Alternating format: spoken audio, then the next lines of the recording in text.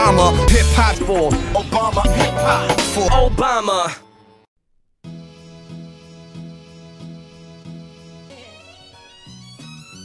You know, when I told people that after college I planned to become a community organizer and work in low-income neighborhoods, most folks thought I was crazy. My mother and my grandparents thought I should go to law school. My friends had applied for jobs on Wall Street or had applied for graduate school.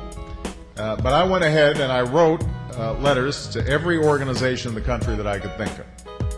And finally, this small group of churches on the far south side of Chicago wrote back and gave me a job organizing neighborhoods that had been devastated by the closing of steel plants back in the early 80s. The churches did not have a lot of money, so they offered me the lordly sum of $12,000 a year, plus $1,000 to buy a car.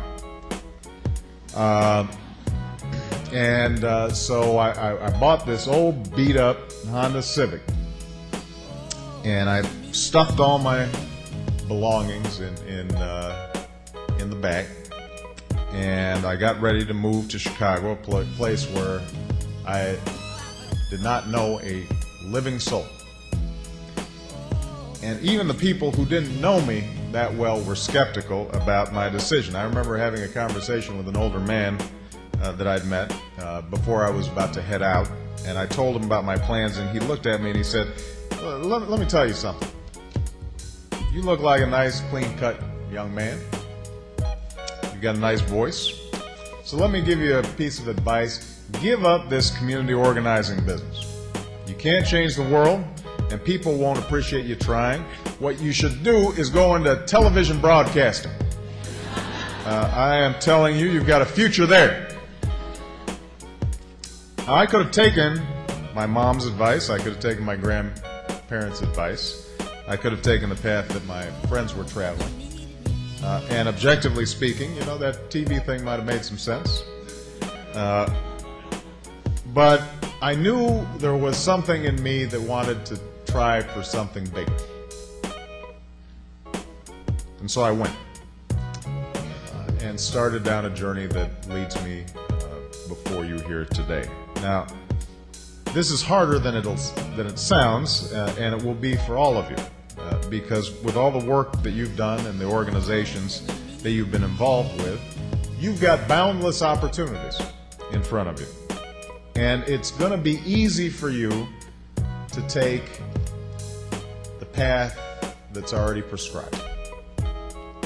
It's going to be easy to forget about this progressive political stuff, or to just write a check or participate over the internet and go chasing after the big house and the large salary and the nice suits and all the things that our money culture says that you should buy and that should give you satisfaction.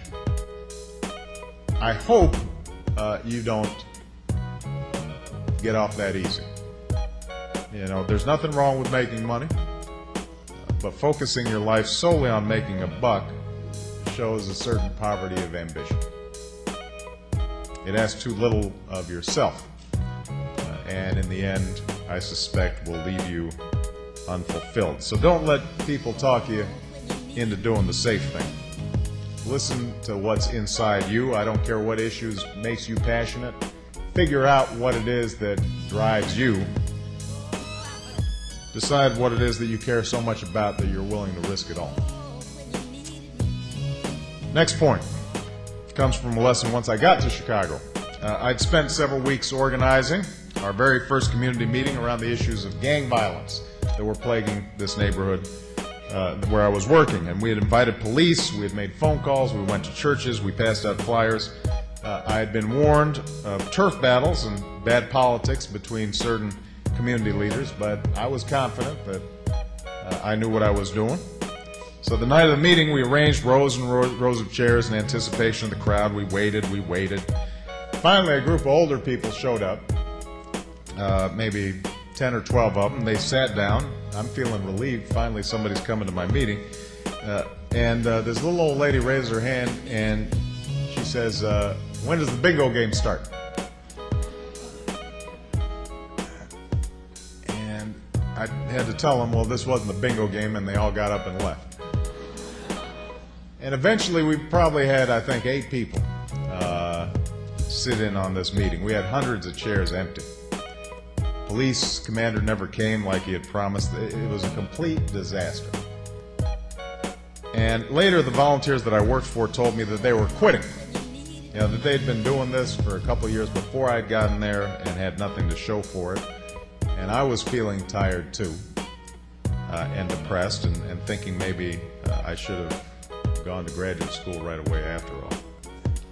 But at that point I looked outside and I saw some young boys who were playing in a vacant lot across the street, and they're tossing some stones aimlessly at a boarded up apartment building. And I turned to the volunteers and I asked them, yeah, before you quit, you have to answer a question. What's going to happen to those boys? Who's going to fight for them if not us? Who's going to make sure that they've got a fair shot? And at that moment, I think we were all reminded of an important lesson for anybody who is willing to take on the world as it is, and that is that sometimes you just got to persevere. Making your mark on the world is hard. If it were easy, everybody would do it. But it's not. It takes commitment, and you experience plenty of failure along the way. So the real test is not whether you avoid this failure, because you won't. It's whether you let it harden you or shame you into inaction, or whether instead you learn from it and choose to persevere. Yeah, stand up, stretch for the stars, get somebody else involved right next to you. Y'all elected me to keep it so fresh for you.